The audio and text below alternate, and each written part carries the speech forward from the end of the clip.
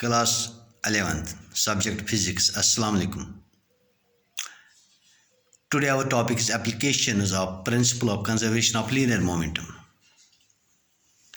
Let us take an example. When a bullet is fired from a gun, the gun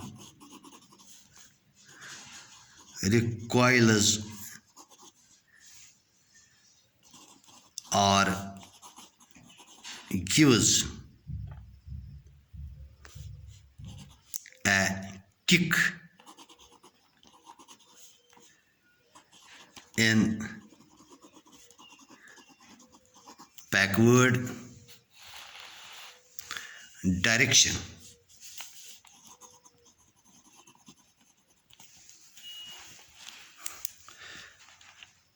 We'll take an example of a gun and a bullet.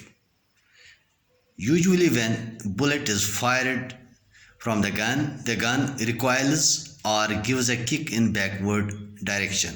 Why this happens? And we will also see the find relation for the recoil velocity of the gun. Let capital M be mass of gun and small m be mass of bullet.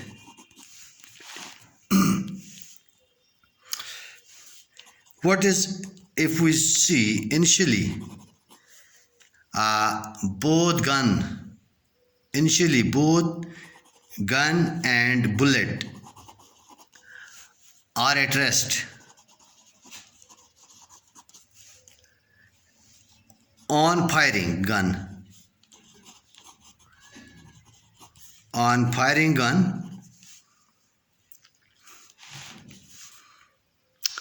Suppose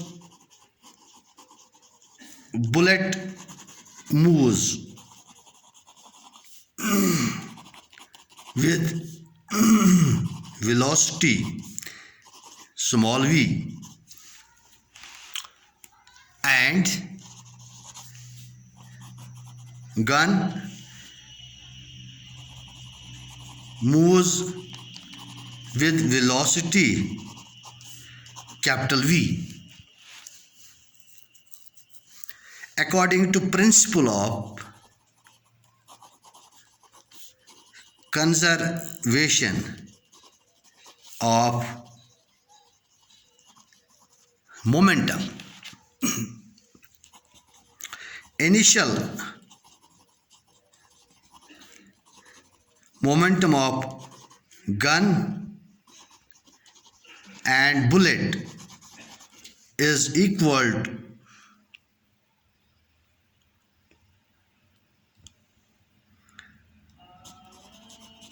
total momentum of gun plus bullet after firing. What is the initial momentum of the gun and bullet? Initially they are at rest. That means their total momentum is zero, because both are at rest, both have zero velocity. Their total momentum will be zero. But after firing the gun, bullet moves forward with velocity v, small v, and the gun moves with velocity capital V in the backward direction. So they have, after firing, they have some momentum. Momentum of the gun m, its mass into velocity, plus mass of the bullet and its velocity, or which employs v vector capital V, which is the velocity of the recoil of the gun. That is equal to, first this will shift on other side, m divided by capital M into v vector. Now we have here derived the recoil velocity of the gun. Since this before firing momentum is zero. After firing, the bullet moves having mass m moves with a certain velocity v in the forward direction. If the gun will not recoil backwards in opposite direction, then this total momentum, then momentum of the bullet will not be zero along with the gun, which initially was. That is why gun recoils backwards. If we add up the two momenta after firing, that will become to be zero. Now we have in this relation we have found the recoil velocity of the gun, that is equal to minus small m by capital N to V. Here mass of the gun is m. If it is small, recoil velocity will be large. If it is large, recoil velocity will be small. Usually if a man fires the gun recoils backwards and may hurt the shoulder of the person. But if the man puts the gun tight with his shoulder, then mass of the gun along with the mass of the body of the man will add up, and this gun along with the body will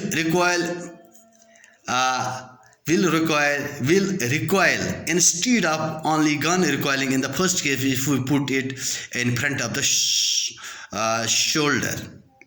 So this mass, if we put the gun with the shoulder tightly, we increase the mass of the gun and the body. This will act as a single body. The mass will increase, capital M will be more, recoil velocity. Both the gun and body will recoil at the same time. So the recoil velocity will be small, and this way the man does not get hurt. That's all. Thanks.